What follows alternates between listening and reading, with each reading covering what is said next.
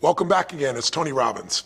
I'm very excited about this session because one of the biggest challenges for people is everybody wants a better quality of life. Everybody wants life to be greater, but almost all of us get stuck at times where something stops us, something prevents us from doing something that we really are capable of doing.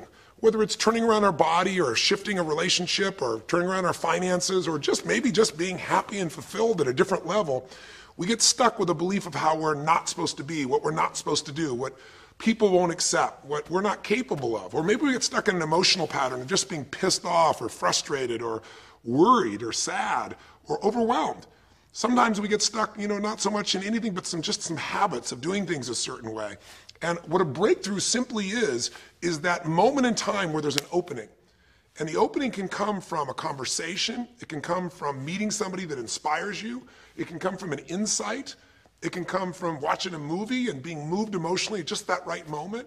It usually comes because something kind of clicked inside of us. Something snapped us and made us look at life through a different filter, in a different way. And it's a real breakthrough because you take that little insight, that little distinction, that little moment, or maybe that little or big emotion inside of you that says, no more, I'm going to change this, and suddenly you do something to make your life better. You break out of the impossibility of life has to be this way or life is controlling me, and you start to take back control of your life. You start to make the shift that creates the quality of life that you really deserve. Everybody experiences extreme stress at some point in their life. I don't care who we are. Something happens outside our control and it hits our life and it knocks us on our tail. It might be a health stress. It could be something with your family. It could be economic, career. It could be something emotional that happens, biochemical. There's so many things. It could be an environmental situation that had nothing to do with you. Every one of us in our lifetime are experiencing extreme stress, and these days, because of the economy and the way we respond to it, the majority of people are experiencing some form of extreme stress, at least according to polls. Stress doesn't come from the facts. Stress comes from the meaning that we give the facts. Yes, those things have happened, but the real question is, if we fight what's happened, we got a problem. We got to decide, what are we going to do with what's happened in our life? How are we going to take this? How are we going to mold this? How are we going to turn our life around? Because when you come up with a new meaning, you get a new life. So what are we going to do in this session? Well, in this session, we're going to take a look at something from a different perspective. We're going to ask you this question. What is the single force that controls the quality of your life? If there was one gift our Creator has given us, or the universe, whatever you believe, what is it? What is the one power that you have right now in this moment that can change everything? You have it, I have it, we all have it. It's this one singular individual power that can change anything in our life, regardless of what's happened to us. And I know you know the answer. The answer is the power of choice. The one thing we have in this world is we can't control the events, but we can choose what to focus on, we can choose what things mean, and we can choose what to do. Those three choices, those three decisions really control our life. It's not so much the conditions of our life that control our destiny as much as the decisions of our life. Try for a second to think about something. Think about your life and just think about, are there a few decisions? If I were to ask you 2 decisions you've made in your life, that if you would have made a different decision, you would have had a totally different life. I mean, it may be, a life may have been better or may have been worse, I don't know, but you would have a different life. I'm not asking you to buy into the fact that you should have known the answers. I just want you to see the power of a decision. How is your life better today because of a decision you made years ago, not just negative ones? Think about it. Sometimes a little decision changes your whole life. Like you decide one day to go to a certain school, and you go to that school or to go eat someplace, and you bump into the person that becomes the love of your life.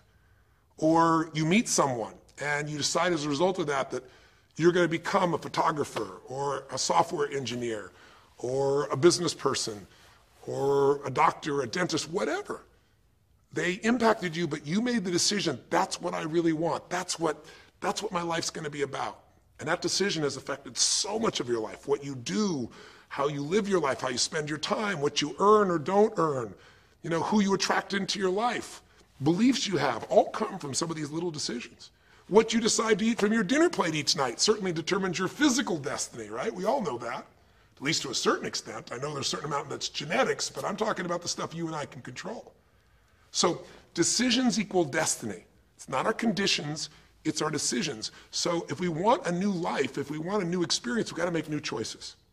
If you don't like the way your career is or your business is, change it. If you don't like your body, change it. You don't like your relationship, change you first, because if you change it, you'll bring you to the next one. Maybe it's time to change it too, but change yourself first. If you want to change anything in your life, you have the choice. So there is no right or wrong. I just want to make you aware in this breakthrough session that everything in our life changes the moment we make a decision. And I mean a real decision. A decision is when you cut off any other possibility and you commit to something with everything you've got and you take action. But the big decisions start with little decisions like, what am I going to focus on? Because whatever you focus on, you're going to feel. If you focus on all the things that have been done to you in your life, of course you're going to feel like hell. If you focus on all the amazing coincidences that have happened, things that maybe they were guided, maybe not, but things happen, and because of that, you met this person that's your best friend, your husband, your wife, or because of that, you have this ability, or because you were there that day, God, you missed an accident. I don't know what it is, but whatever you focus on, you're going to feel.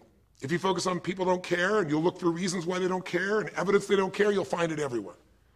If you look for evidence that people are really good people inside, that at some level we all care about each other, you'll find it. Seek and you shall find. The secret is, have you become conscious about your decision making? Because this breakthrough session is, really, you want to change your life, make new choices. New life comes from new choices, but you got to make conscious choices. The people in this particular television special, Melissa and her husband, they really found themselves in a place where they were both making decisions, Melissa and Rick, that were unconscious. When you make decisions about what to focus on and what things mean and what to do, and you're unconscious, you get pretty terrible results usually. Now, we've all done this. I do it still. We all do. But if you want to change your results, you got to become more conscious in your decision making. So think about it. What you focus on, you will feel. Whether it's true or not. You focus on how people don't care, you're going to feel they don't care. Second decision you make is, what do things mean? So you focus on something someone does and you come up with a meaning, and the meaning is, no one loves me. The meaning is, they're trying to take advantage of me.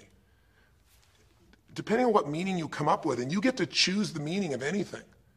For some people, they say, this situation happened with the economy, and what that means is, I'm going broke. Somebody else said, the situation happened with the economy, guess what? That means I'm going to work harder, I'm going to be more creative, it changed everything. Everybody else is going to quit, so we're going to dominate the marketplace. For people to do it. Is this the end right now, or is it the beginning? See, whether it's the end or beginning is your choice. You get to decide, because once you make up a meaning, it's true. If you think that this is the end of a relationship, are you going to treat people the same way as if you think it's the beginning of a relationship? No way. In fact, I tell people, if you want to have a great relationship, think about this. Treat people like you did in the beginning of the relationship, and there won't be an end. In the beginning of the relationship, when somebody says to you, would you take out the trash? What do you say? Of course, take out the trash. You're happy to do anything, right? But after about 6 months or 6 years, you go take them out the trash. You go, what do you mean? What, I look like your janitor? Take out your own trash. The meaning we give things is very different, and so we feel different, and our life is different. In the beginning, you'll do anything for someone. Now you make up a new meaning. Why should I have to do that for them?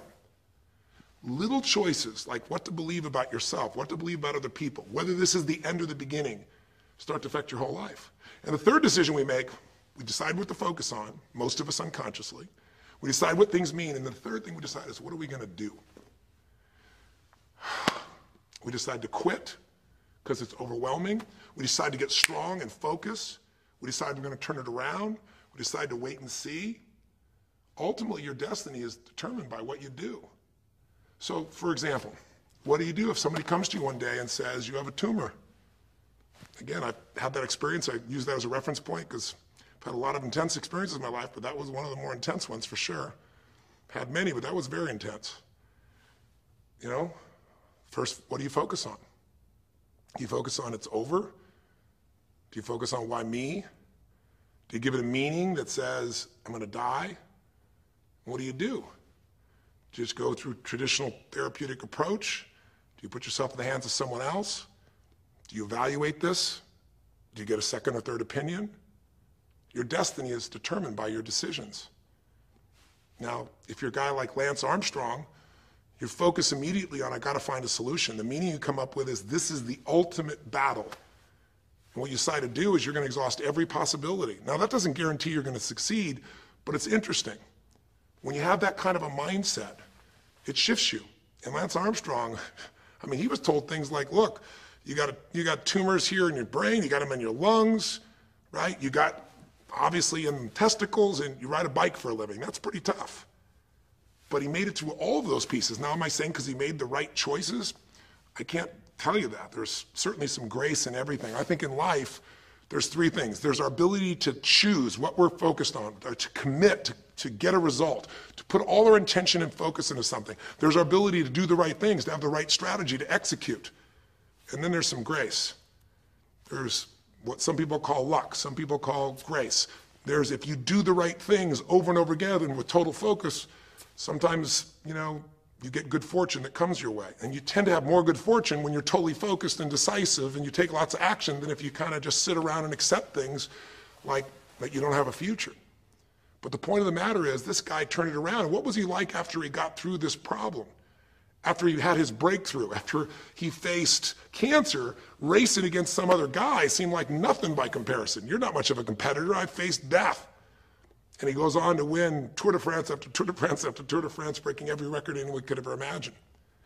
What do you do decades ago, half a century ago almost now, and someone says to you, go to the back of the bus, and you're African American? One woman just decided, you know what? You can't take my dignity from me.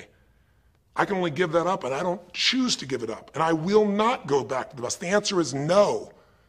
And Rosa Parks changed an entire society. Because that day she chose to focus on something else. She gave it a different meaning. This is not a command. You do not have control over me. And she decided to fight. And she changed the direction of a country and of many other countries. She started something. We forget that you don't have to be famous to have the ability to change at least your own personal history, to change the direction we go in our life. We have the power to choose, even if you haven't before. You can finally say, no more, I won't put up with that, within myself or from anybody else. And here's what I'm going to do differently. That's where the breakthroughs really start to happen. Now the question is, why do some people stand their ground and make something change versus other people just kind of accept things? Why do some people make bold decisions and other people make decisions that are based on trying to hang on to what they've got? Well, that's a more complex question to answer than we might have in a few minutes in this one session, but it is one that I've spent my life studying, because when you can change your decisions, you can change your life. When you can change the force that controls your decisions, you can change anything in your life. At some level, we have certain beliefs and values. But if I was going to make it simple, I'd say there's two things that determine your choices. The first thing is the state of mind and emotion you're in at that moment. Think about it. Have you ever snapped at somebody and had nothing to do with them? It was just the state you're in, right? You were frustrated, you were pissed off about something, and in that state of mind, whatever they said got interpreted through that state, and you made up a meaning like they were an irritant or they were interrupting you. They weren't. You probably felt bad afterwards. When we get in the wrong state, we make the wrong decisions. When you get in a strong, empowering state, you'll make a better decision. Learning how to direct your state is a big part of what my work is with people, and it's a big part of what I do in my seminars. But the other thing that affects your decisions would be what I would call your story or your blueprint. We all have kind of a story about how our life is supposed to be. It comes from a set of life experiences, interpretations. Some people think life is all about getting theirs. Some people think life is about growing and contributing. Some people think life is about making judgments. Some people think life is about saving other people's lives. Some people think life is about being successful. Some people think God is the basis of everything, and the way to know God is to go through life in a very specific way with a set of rules, and they follow it. And that's what they believe. Whatever your story is, whatever your blueprint is just another way of saying whatever you believe is how your life is supposed to be, at some level, we either follow that blueprint or we fight it.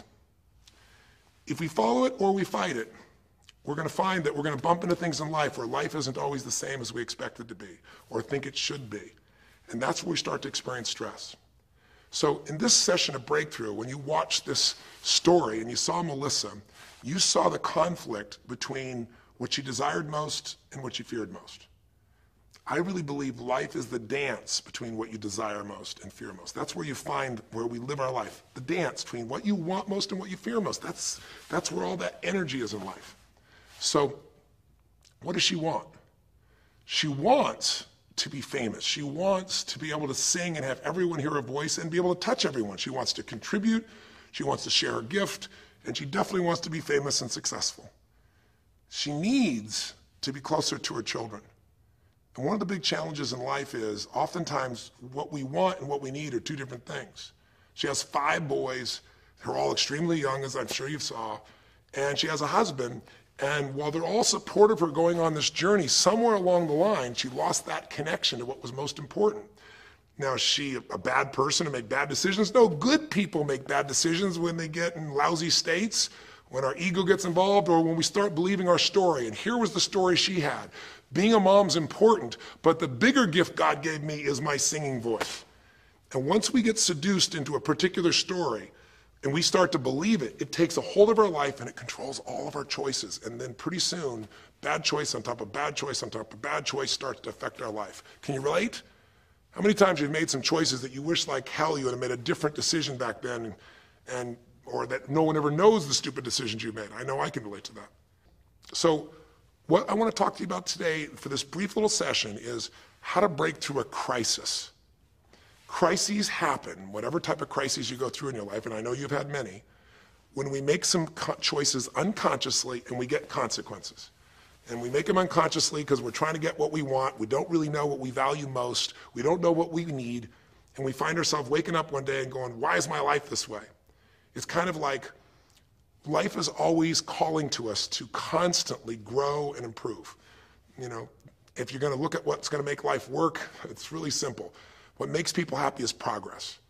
We're happy when we're progressing. If you're overweight, but you leave today and you say, you know what, this breakthrough thing, what I got out of today for me more than anything else is, I've been stuck waiting for some magical diet, some magical exercise plan, some magical time in the future when we have more time. There is no more time. I don't need to wait for that. I'm just going to make a decision today to get started. I don't need to go out there and go interview 20 trainers and get online. I don't need somebody to give me a perfect plan. I need just to pick up my shoes and start walking. I need to just get somebody behind me who just goes, run! I don't need to wait for perfection. I'm going to do something right now. I choose to get fit. I choose to walk. I choose to run. I choose to go join a club. I'm doing it now. A breakthrough happens the moment you make a new choice. And you don't have to wait. You can just get yourself in a new state. Maybe this tape will get you doing. Or you just have to have a new thought that says, you know what?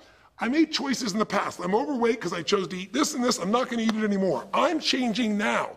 You can change your whole life real fast with just a few choices. But if you don't make the right choices, eventually you're going to face a crisis. Crisis is when you made so many poor choices that sooner or later life shows up, and instead of asking gently for you to change and improve, to grow, to make progress, to be happy, life, when it's a crisis, now demands change. It isn't asking anymore. We borrowed money as a society and we overspent and we talked about changing and we knew we had to change, and now a crisis happens and guess what? Nobody has a choice. The game has changed. And what crisis does is it melts us down. It melts us down so that we can recast our life. We can remold ourselves. And usually on the other side, our life is greater because as we go through that crisis, we have to grow. Everybody wants change. Nobody wants to do it. Everybody, I should say, wants progress, but nobody wants to change. Everybody wants their life better, but nobody wants to do the push-ups, the running, have the economic or emotional discipline to make it happen. But if you're watching this right now and you're still with me, some part of you wants more. And I'm saying to you, choose it. And the way you're going to choose it is really simple. If you're in that crisis, what keeps you in the crisis is probably because you're being reinforced. Most people, they overeat, or they smoke, or they drink, or they yell at people. They keep doing it because they're rewarded. Whatever gets rewarded gets reinforced. Whatever habit or behavior is reinforced becomes a habit, and then pretty soon, do it long enough, it becomes part of your personality, and pretty soon you think it's who you are, and you just keep living that way. I mean, it's easy to see this in other people, right? It's easy to see how messed up they are and how easy they could if they just make some new choices. All you got to do is turn on the television, some news program, some entertainment program, and you'll hear detailed descriptions about some person who is a very powerful celebrity who is doing some stupid thing. Why do we see all this stuff on television? Why do we hear about every person you can imagine, from Lindsay Lohan to Britney Spears to all the way back to the old days it was Elvis or Michael Jackson or whoever it is that's in the news today in this stage of life in your country as you're watching this? It's because we want to see other people who make bad decisions so we can feel better about our own. But the reason those people don't change, Lindsay Lohan. She's got another DUI. She's putting herself at risk. She's putting other people at risk. She could kill someone. She goes to jail, it's supposed to be 90 days. But here's the consequence. It goes to 2 weeks. And before she even gets out of the jail, she makes a deal for an interview and gets paid $1 million when she gets out for the interview. What do you think the chances of her changing when her bad behavior gets her $1 million, and I don't know if she even makes that for that much time of acting at this stage? What do you think the chances are when people around her say it's not your fault, it's not fair, they treat you unfairly? As long as we have the decision that we're not responsible, it's not our fault, we can't change anything. We have no power. So I don't know by the time you watch this if Lindsay will have changed, but if she did, it'll be because the enablers are gone, she's taken responsibility, and she's found something she values more than attention and money for bad behavior. Now, it's easy to look at that with her, but what about you and I? Where are you and I addicted to our problems? Where are you and I reinforced? So many people, when they have a big problem, listen, if things are going well, you say, oh, it's going so great. Your friends go, well, that's great. And after a while, they go, well, easy for you. But if you got a problem, people go, hey, I understand, and they connect with you. Where do we get addicted to our problems? If you want to make a new choice, if you want to make a new decision today, if you want to have a breakthrough in some area of your life, you got to give up the story that it's not your fault, and you got to give up the attention and the love and the connection and the commiserating that comes with it with other human beings. Here's how you change. 5 simple, quick steps, and then I'm going to give you a little tool that if you want to, you can go online and really make a change with. If you're going to change your life, step 1, I don't care if something has happened to you.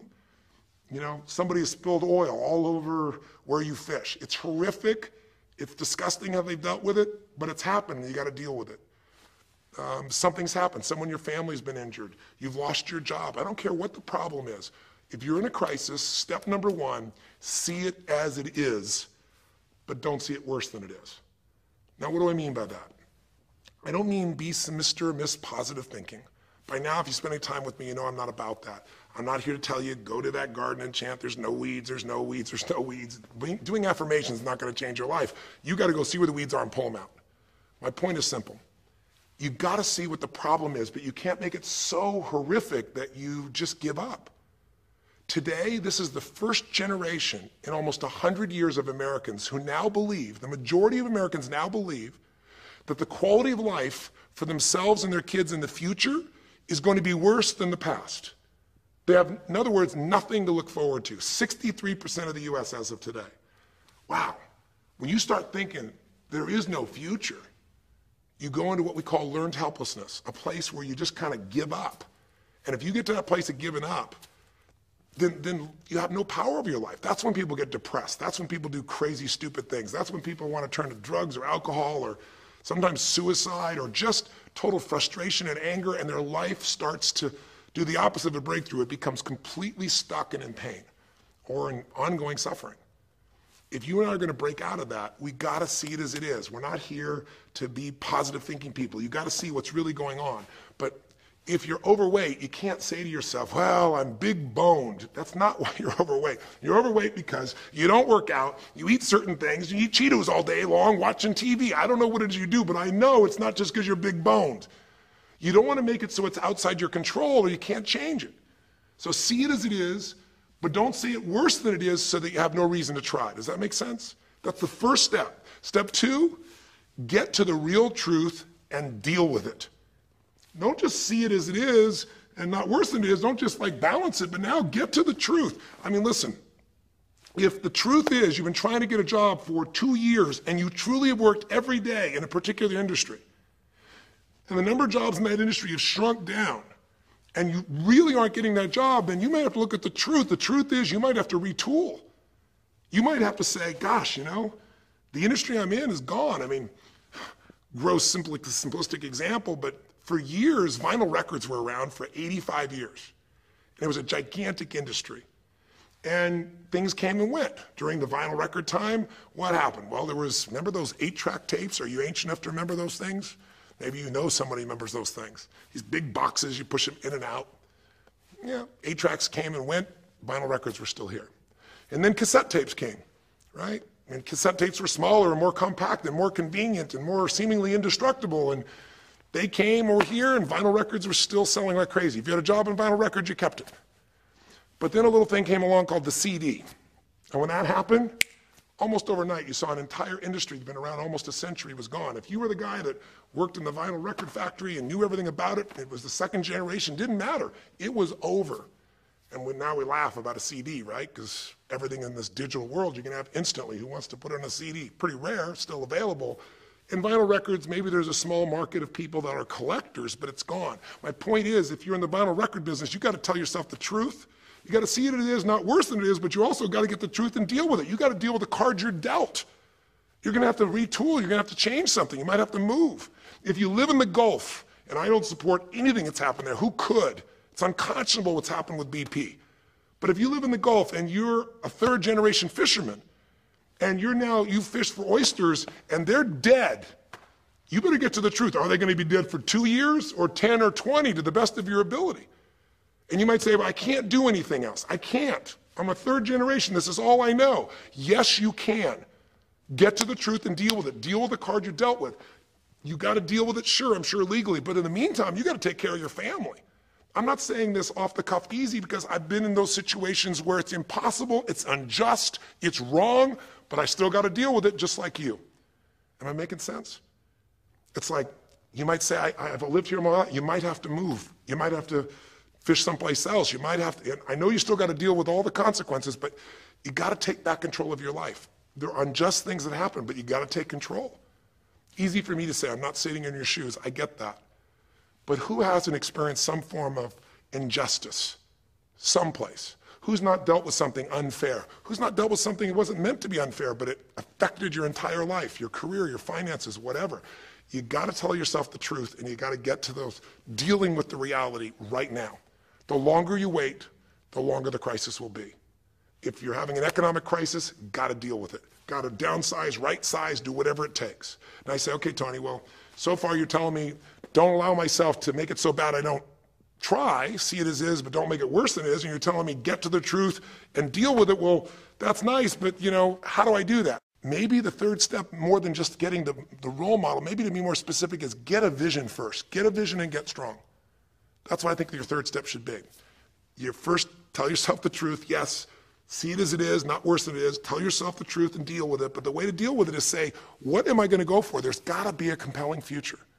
I've got to come up with a vision for my life or a vision for my relationship. I've had terrible relationships, nothing's worked. Tell yourself the truth. I've made poor choices, or I've told myself stories and gave myself excuses, or I've not had the courage, whatever it is. Get to the truth. And then get yourself a vision for what you do want. Because you have to have something you're going to move towards. Does that make sense? Without a vision, people perish. It says in a very good book called The Good Book. And I know there are many good books, but that's a good one to take a look at. We need something to go for. We can deal with any problem today as long as there's something that we can look for in the future that we can strive for. It'll give us the emotional and psychological fuel, the juice, to keep moving forward. So you got to come up with a vision, and a way to do that, we'll call that step 4. Get a role model. You might get the vision from a role model. You might get the vision just from coming up with a new idea. But in order to figure out how to go from where you are to where you want to be, to close the gap from where you are to where you want to be, it's best to learn by other people's experience whenever you can. So get a role model, get their strategy, and go to work. Get into action. So I'll give you an example. Years ago, when I was first starting to try to figure out how to build myself financially, I grew up at a time when, just as I was starting to do well, this big recession happened. And I remember I was like 29, 30 years old, I think, and maybe 31. And I was doing okay. And then all of a sudden, there were all these business challenges because we went through this severe recession back in those days. And I remember at the time, everybody was downsizing and freaking out. And I thought, you know what? I don't want to just settle for this. I want to find a way to do well. Who's done well in really tough times?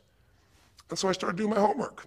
And in those days, you didn't go out and use the internet the way you do today. You couldn't access all that information. We actually went to libraries and did research in traditional ways. I'm ancient enough to remember those days. And I started hearing about this man named Sir John Templeton. Very famous man. He's a man who became a multi-billionaire as an investor. He started with nothing. But what was interesting is when I started to find out about his story, because here's a guy that when he's a young man, he's called Sir John Templeton now. He was actually an American originally. And he wasn't Sir. He came from a very poor family. And he just decided that in his life, He wanted to not only do well financially, he wanted to do so well he could help other people at any level that he wanted. And today, by the way, he's passed, but before he did, he created the Templeton Fund, and he also created a fund that now delivers money, gives money each year at the Templeton Prize to people that do good spiritual works, and it's larger than the Nobel Prize, and it continues to go on. But the guy started with nothing, and here's how he did it. Listen to me now. The reason I look for him as a role model is because he made all his money in the worst of times. He made all his money when people were going through the equivalent of the deepest recession or depression possible. His whole belief was, and this is different than almost anybody else you see around you, was pessimism was the secret to success. That what he wanted to do was make money when people were most pessimistic. Because when people are optimistic, they want you to pay for their house a huge sum of money. But as they start getting more and more pessimistic, where pretty soon they think they can never, the house is the worst thing to have, they'll virtually give you the house. They'll virtually give you the business. And so he made all his money starting in World War II. When the war broke out, when Hitler invaded over in Europe, he took all the money he had and borrowed a total money of $10,000, a total amount. He bought with $10,000 every stock on the New York Stock Exchange that was $1 or less that he thought might be useful, including some companies that looked like they're going to be bankrupt. But he did it when people were the most pessimistic. Because if you recall, it looked like Hitler was going to take over. It didn't look like we were all going to be the winners. It looked like Hitler was going to dominate. And when people were that scared, they would give up anything they had just to get a little bit back. And so he bought all this stock that eventually made him a multi-billionaire. He became a billionaire because after things changed, after the war, just 5 years later, and the economy started to surge, everything changed for him. Where do you think he invested next after World War II? Where was a country that was pummeled, that was down, the factories were basically turned into mud? Japan. You could buy things for pennies in Japan that would have cost you hundreds of thousands of dollars before, and he did. When everyone was most pessimistic, he went and did well. And then he sold when the 80s surged and when everybody thought Japan was the greatest country on earth and had the biggest businesses, he sold and made his maximum profit when people were overly optimistic. He did the same thing down in South America when inflation went crazy. This man spent his entire life basically having a strategy of how to succeed when everybody else was scared. I tell you that because he's a role model. What he did, how he did it, it's all in writing, it's crystal clear. You could do the same. But you won't be able to do it when you're telling yourself the sky is falling and it's over. When you see it worse than it is, you'll just give up. You won't do it if you don't tell yourself the truth is, you know what, this system isn't working. I got to do something. I got to change my finances. I got to change my job. I got to reach. If you don't tell yourself the truth and deal with the truth, the real truth, nothing's going to happen.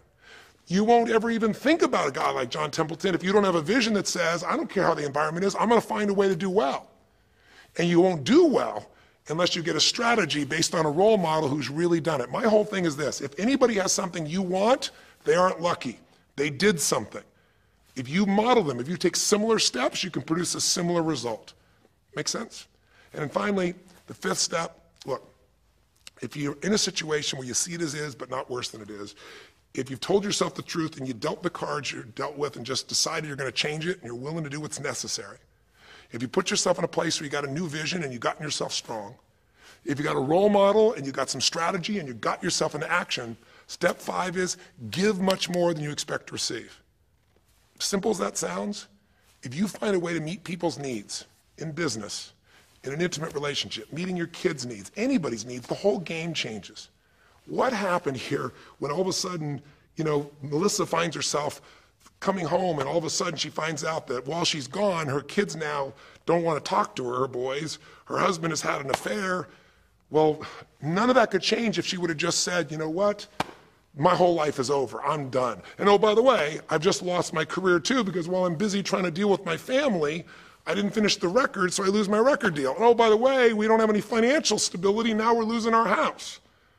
If that family would have just said it's over, if Melissa or Rick either just said it's over, it would have been over. But they told themselves the truth. We got severe problems here, but they didn't make it worse than it was. They didn't say we can't turn it around.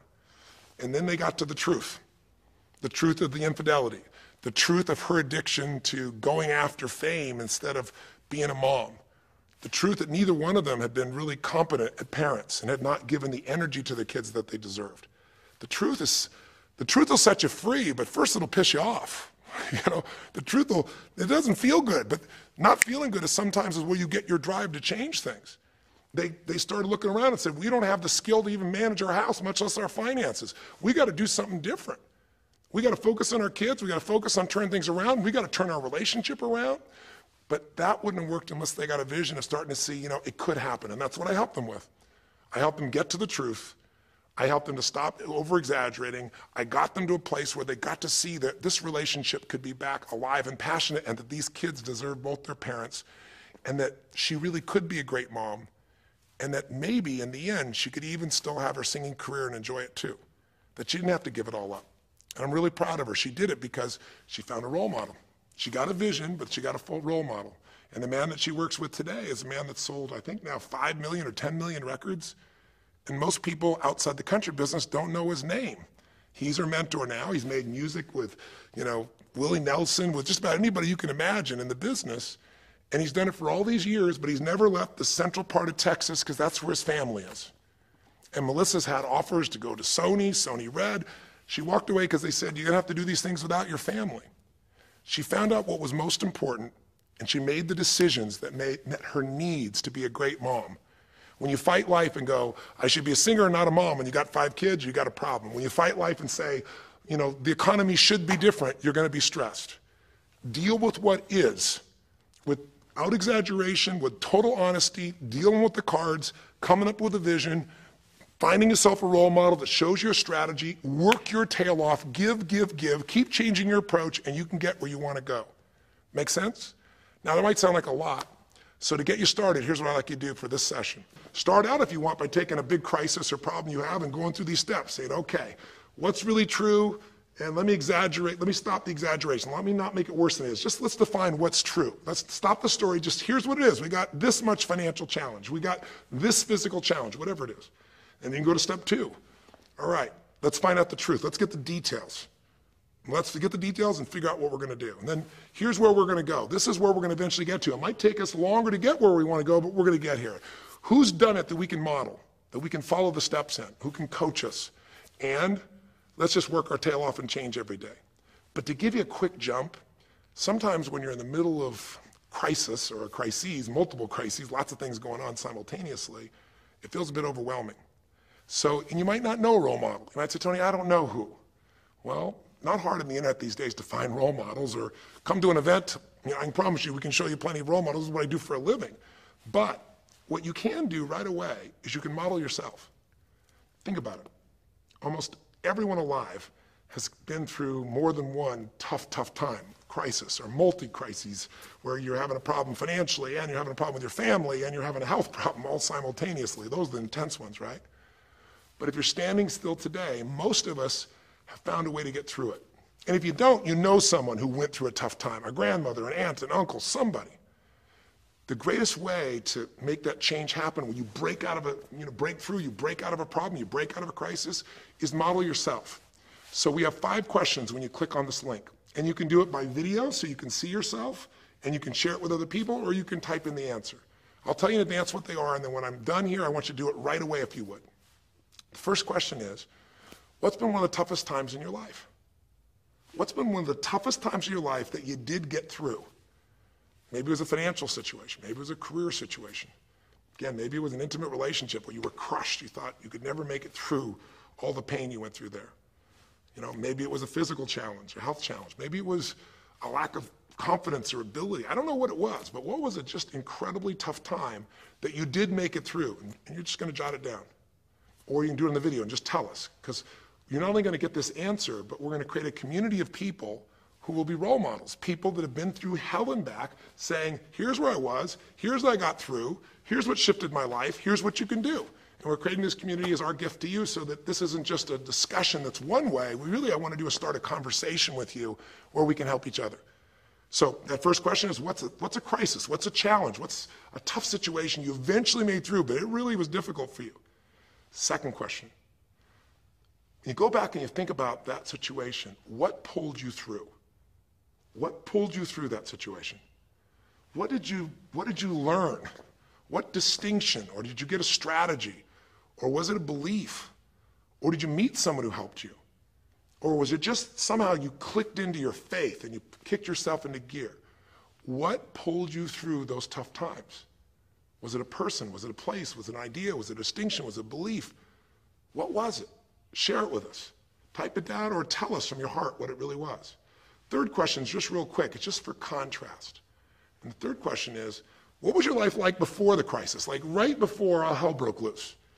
Usually you'll say, oh, my life was so great. But when you go back and look at it, was it so great? Was it wonderful? Just out of curiosity, right before all hell broke loose, third question is, what was your life like right before it? And then the fourth question, what'd you do? What did you do to go from where you were to where you are today? What did you do to get over that situation? What did you do to get through that situation? What did you do to turn it around? What action did you take? Who did you go learn from? What skill did you go get? What did you physically do? Kind of give us the description of what you did, because we all want to know, because you can provide us a pathway. You may have been through a crisis that someone else is going through right now, and they could learn from you. They could learn the shortcut. And finally, the fifth question, maybe the most important one besides what pulled you through, and the fifth one is, how is your life actually better today because you went through this crisis? Whatever the crisis was. How are you stronger? Or are you more compassionate because you felt that suffering? You don't want anybody else to feel it. Or are you more hopeful because you know you made it through that so you can make it through other things? Or are you in a situation where you've got a skill today that you didn't have and wouldn't have had if it wasn't for that situation that made you have to grow? Or are you just happier today because you have a contrast of what life could be like, and so now you appreciate the simple moments? How are you better mentally, emotionally, physically, financially, or spiritually today because you went through the crisis? Even though you wouldn't want to go through it again, you don't want anybody else to go through it, how did it actually serve you in the end? I think if you answer these 5 questions, you don't need to remember them. I said them to kind of trigger you thinking. All you do is type in the answer, or you take the instructions and click on the video and go, okay, toughest time of my life? There have been so many, but I'd say when I went through this divorce, or I'd say when I was told I had this tumor, or I'd say when they told me this company was going to go bankrupt, or whatever it was. Second question, what pulled me through? God, I don't know. I guess a combination of things. One was this belief that somehow everything in life happens for a reason and a purpose. And even though I hate this, something must be calling me to grow. Or I'll tell you what it was. It was a friend that sat me down and said, man, you're going through hell. But when you're in the middle of hell, when you're pushing through hell, just keep pushing. Just keep going through it, man. I've been there. And he gave me this plan, or he gave me this strategy, or he told me, you know, this problem won't last forever. Trust me, I know it feels like it's the end of the world, but 10 years from now, you and I will be sitting here, and you'll be here with your children, and you'll be here with your wife, and we'll be talking about those tough days, and we'll actually smile and laugh about them and be so proud we made it through it together. Or you might say, what got me through it was prayer, or my faith in God, or what got me through it was just massive action. You know, what pulled you through? Just tell us. We all want to hear, we all need to know. And there's lots of ways to get through hell, isn't there? There's lots of ways to get through a crisis. There's so many ways. That's what I want people to get. So when you're done with this on the website, you will give in something. Because a community is not just a place you go get stuff, right? It's a place you give. And the more, you know, authentic you can be and honest from your heart, the more other people will see and be touched. You know, what was it like before? Oh my God, I was on top of the mountain. You know, what did you do? Here's what I did. You know, I told myself the truth. I went and got this new education. I went and started talking to people each day. Whatever you did. How's your life better today? There's a phrase, you know, be humble or be humbled. You know, I have a different level of humility because I know, you know, that as good as I may think I may be, that situation reminded me that life is not just about me, it's about we. Or, gosh, because of that, I love my wife so much because we made it through that situation together. Or because of that, man, I'm so much stronger financially. I'm on top of things. I don't let anybody spend. Whatever it is, tell us how your life's better. Okay?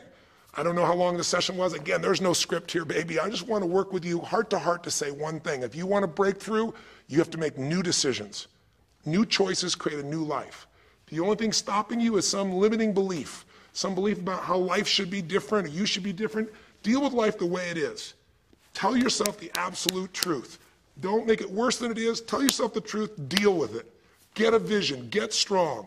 Get a strategy, get a role model with a strategy and get into action, and then put your focus on taking action every day. Giving, change your approach, you will get there.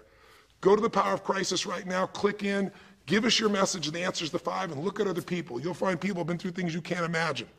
A woman talking about how one day she was home and a man came in, and to try and save her children from being hurt, she had to let him rape her right in front of her kids. And when her husband found out, he came home, he was so upset he left her. And then she developed cancer. I mean, you'll see some stories here that'll blow your mind. And today she's the most happy, incredible woman, and she's helping other people who have cancer to get through it. She's healthy and strong. Her kids are strong. We need those kinds of role models. So whether your story is little or big, there is no little or big. We all need a pathway of power. And this will be a gift to yourself because it will activate your resources.